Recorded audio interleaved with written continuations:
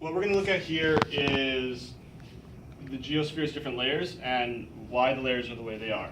So at the center of our Earth, known as the core, what we have a solid ball of iron. And the reason we have a solid ball of iron is that as the Earth is formed after the Big Bang, these denser elements coalesce and they come together in the center.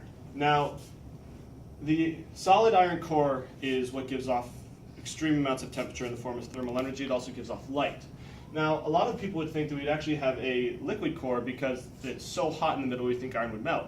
What's interesting, though, is that the solid iron core also experiences tremendous amounts of pressure in terms of the weight of every other layer pushing on it. And as the pressure on iron increases, the actual temperature at which iron melts also goes up. So we can see in the middle that we have the solid iron core, which is experiencing tremendous amounts of pressure, and as a result is also giving off tremendous amounts of thermal energy.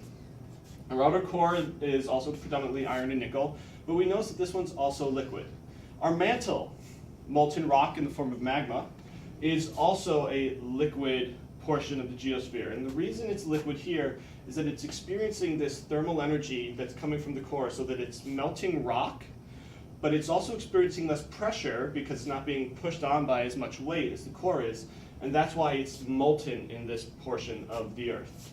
What we can see here for the outer layer, the crust is actually solid. And the reason the crust is solid is because it's so far away from the outer core that the thermal energy that passes from the core through the mantle all the way to the crust is by the time it gets here, there's basically no heat left.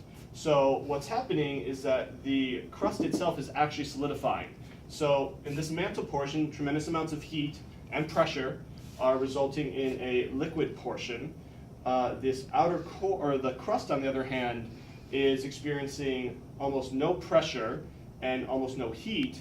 So the rocks that come from the magma mantle up to the core itself, they actually, or sorry, not to the core, but to the crust, actually cool down, and it's this cooling down that results in us having this brittle rock layered portion of the crust.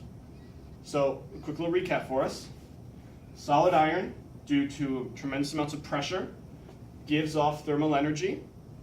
Outer core and mantle are liquid as a result of the thermal energy experienced from the iron core, but also have less pressure put on them.